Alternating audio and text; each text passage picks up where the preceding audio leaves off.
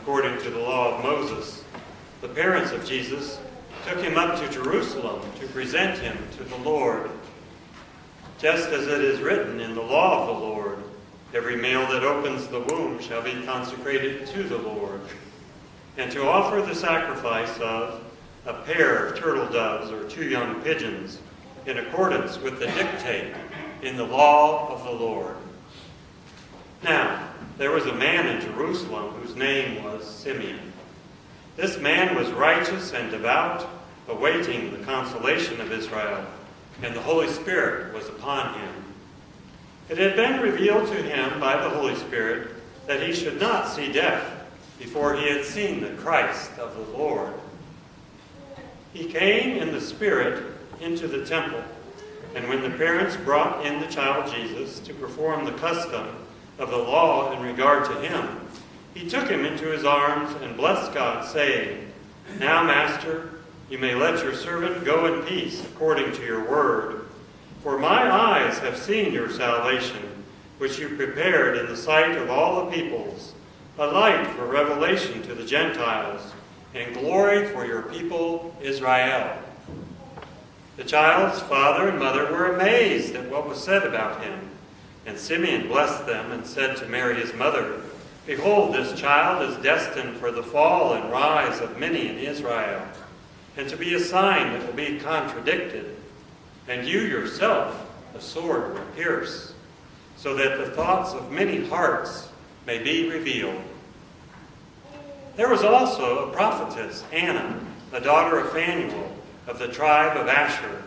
She was advanced in years, having lived 7 years with her husband after her marriage, and then as a widow until she was 84. She never left the temple, but worshipped night and day with fasting and prayer. And coming forward at that very time, she gave thanks to God and spoke about the child to all who were awaiting the redemption of Jerusalem. When they had fulfilled all the prescriptions of the Lord, they returned to Galilee, to their own town of Nazareth. The child grew and became strong, filled with wisdom, and the favor of God was upon him. The Gospel of the Lord. Praise to you, Lord Jesus Christ.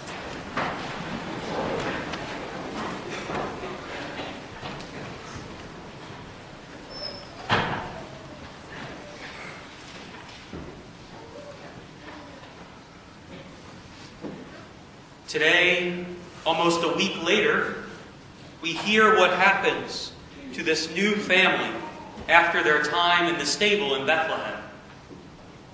The Gospel of Matthew, which we read as a church on Thursday for the Feast of the Holy Innocents, tells us that an angel appears to Joseph in a dream and tells him to take Mary and Jesus into Egypt to protect him from King Herod. The Gospel of Luke, which we read this morning, tells us about the life of the Holy Family after the Magi leave, but before the angel appears to Joseph.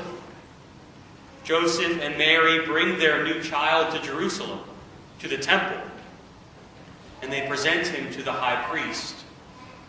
2 turtle doves were offered to God for the sake of the child, both in thanksgiving for the gift that he is, and knowing that Jesus was a gift from God, Mary and Joseph spiritually offer him back to the Father, offering the life of their family, the life of their new family, to God, knowing that the life of their family is indeed God's work. As soon as they can, the Holy Family recognizes that their family life is a gift from God and a mission from God. Of course, it was easy for the Holy Family to see that their family life came from God. After all, the child with them was God himself. An angel came to Mary to tell her that she was favored by God and that raising this child was her special work. Joseph was visited by an angel as well, twice, to tell him how to take care of his young wife and new child. The hand of God was upon this Holy Family from the beginning, caring for them, and guiding them. When we are living in the midst of our own families, it can be a little bit more difficult to see the hand of God at work. I grew up in a small family. I have an older brother, and I can remember